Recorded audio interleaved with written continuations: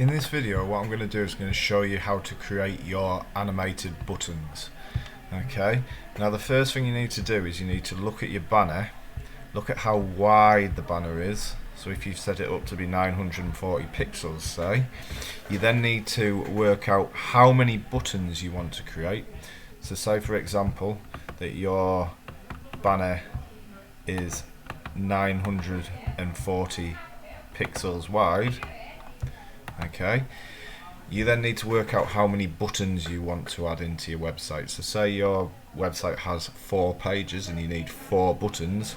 You'll have to do, to work out the width of your buttons, 940 divided by 4. So in this case we'd have to make our buttons 235 pixels wide, and I'd recommend making them say about 40 pixels high. So what I'm going to do is going to set up a new document. So we're going to make it 235 pixels wide. I'm going to make them 40 pixels high, and the resolution will be 72. Now obviously if you're putting say 5 pages into your website, you'd have to do 5 buttons into your website, 5 pages, you do 940 divided by 5. Okay, so you'd make them 188. If you were doing 6, you'd do 940 divided by 6, so on and so forth. Okay, so just remember to work out how wide your buttons need to be. You need to work out the width of your banner and then divide it by as many buttons, pages as you need for the site. Okay, so in my case we're going to have 4 buttons, so I've made it 235 pixels wide. I'm making it 40 pixels high. So now what I do is I click OK. Okay, so there is my button area. And what we need to do is we need to first of all create our 2 backgrounds. So for the background, I'm going to keep mine very simple. I'm just going to use 2 solid fills. So I'm going to make a grey one, and I'm going to add, and for this one I'm going to do dark grey. Now obviously if you wanted to, you could create these 2 images, and just to unlock this background, I'm just double clicking it, it'll get rid of the padlock side. So if you wanted to, what you could do is you could obviously add some more detail to your picture. So for example, if I wanted to, I could maybe add at the bottom of here, let's add a little, I'll go for a lighter grey. Okay, I can then fill this in. And if I keep that selection and I just go down to this one here, we go for our darker grey. Okay, I can add it in. Now my buttons, if I just unselect that, now they've got a little border on the bottom. Now obviously you could add more detail to this to make them more fancy if you want to. That's up to you.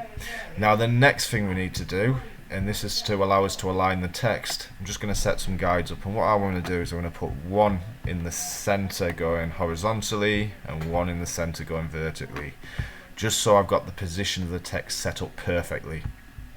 Okay, we then need to add our text in, so I'm going to go to the text tool. Make sure you use the same font style that you've used in your banner. Okay, so make sure you use the same font style that you've used in the banner.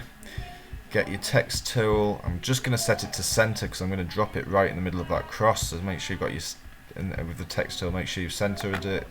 Get the font style you're going to use.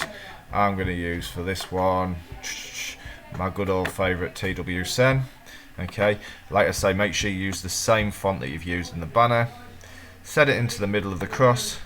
Okay, set the font size. You don't want it to be any bigger than about size 14. Okay, because when you put it into your website, okay, you want the text and the buttons to be in proportion of the actual content that you have on there, and if you make it any bigger than 14, it does look too big. Okay, so I'm set to 14. I'm going to write the first button, which is going to be home. Okay, we can't see that text, so what I'm going to do is I'm going to make it white. Okay, and obviously make sure your text color contrasts to the background. Now I'm looking at that text and I think it looks a little bit small, so forget what I've just said. I'm going to set it to size 16, but I wouldn't make it any bigger than size 16. Okay, I have to type it in. 16. 16? Yeah, that's 16. Okay, so what I now want to do, just to make sure it's perfectly centered, I'm just going to get this rectangle selection tool, or rectangle marquee tool, sorry, and I'm going to select over my whole button. I'm then going to go up to the black arrow, okay, the move tool, and using the align tools at the top, I'm just going to make sure that it's perfectly centered, so it's dead on center now. Okay, so there's my first text done for home. I'm then going to duplicate this layer. Okay, and by doing this, you save yourself the time of having to reposition the text each time. And one of the worst mistakes people make when they make buttons is they have different size or different position text. Because obviously when you create it in a button like this, you can't notice how it'll look when it's aligned to the other buttons. And if you don't get this spot on, it makes your web page look ugly. Okay, so what I'm going to do is I'm going to duplicate the layer. So right click on the home text layer, click duplicate. Okay. When you've done that, turn off the original home layer, and we're then going to do our next button. Now I'm making these up off the top of my head. I'm going to do about. Okay, and because we've centerized the text, it will perfectly align. Okay, so now what I'm going to do again is I'm going to duplicate that. And make sure that you have, with the text tool, make sure you have set it to centered. So if I just show you this next one, okay, so I've turned the about button, I'm now going to do news. Okay, obviously you're going to do it what's relevant to your site, but do make sure you've got your text centered. So I'm going to do news, okay, and I'm going to turn that, I'm going to duplicate that layer, sorry, and I'm going to turn it off, and I'm going to make this one contact. Obviously you need to decide what buttons you want to do. Okay, so I've now got contact, okay, I've got news, I've got about, and I've got home, and they're positioned because we've used the guides and the alignment tool perfectly in the middle of the page. So what we need to do now is we need to save our buttons. So I'm going to do my home button first. So we're going to go File, Save As.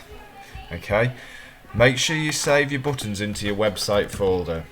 So I'm creating a website folder here. So website folder, okay. We should have in the website folder an images folder, and then inside, sorry, a bit hasty there. And then inside the images folder, you should already have a banner folder where you're going to put your animated banner, okay. But in there as well, we're going to have our buttons folder, okay. Now notice how I'm not using capital letters. Try to keep all your labels in your website folder lowercase. Let's go into buttons. Okay, I'm going to save this actual file, okay, which has the buttons in as buttons. Okay, so save the PSD file, and this is in case we need to edit anything or create any new buttons in the future. And if you don't do this, you'll have to create them all from scratch. So save that as buttons, okay, and then we need to actually save the JPEGs that we're going to use in our website. So we go, make sure you've got this grey colour is my normal one, and then this light grey colour so is the rollover effect. So I'm going to have it on the dark one. This is the normal one. This is what the usual see when they've not got the mouse hovering over it. So we go File, Save As, okay, JPEG. You could use PNG as well, but or GIF. So GIF, PNG, but JPEG's the best choice because you can compress it to the smallest size. Okay, so I'm going to call this home_BTN. BTN is obviously a shortened abbreviation of button. Okay, so we save that one. I'm going to set it to 10, and you'll notice it's a really small file. And then what we need to do is we need to save our rollover button. So all I do is turn over the standard effect. Okay. And I've made a little bit of a mistake here because my text really is you can't really see it in that colour. So if I was to do this, I'd probably make that a different colour, but for this example I'm not going to. Okay, save as JPEG, and what I want to do is I'm keeping it a very similar name to what this one was, but all I'm adding is R0. Obviously it's an abbreviation of rollover. So there's the home button done. We then do turn off home, turn on about, turn on the normal standard one. We'll go File, Save As, JPEG. Okay, this is going to be about_BTN. Okay, save it. Then we turn that one off. File, save as, JPEG, click on the about button, and obviously we had our RO, okay, click OK, turn that one on, we go file, save as, JPEG, okay, and this one's going to be news underscore BTN, save it, file, sorry, a bit hasty there, we need to put the rollover on, file, save as, JPEG, news button, but again, news we're putting our RO, okay, and it's really important to get your labels right because it makes your life a lot easier when you come to insert the button into your actual website. So what we're going to do is we're going to turn that one on, we're going to turn that one on, so we're going to go file, save as, JPEG, okay, this one's going to be contact underscore BTN, okay, and then we're going to, for the final one, turn it over, file, save as, okay, back to, oh no, that's the wrong format, I want JPEG, where's it at, JPEG, okay, and we're going to save this final one as, where's it at, contact R0, okay, save it, and if I go into my folder now, so go into,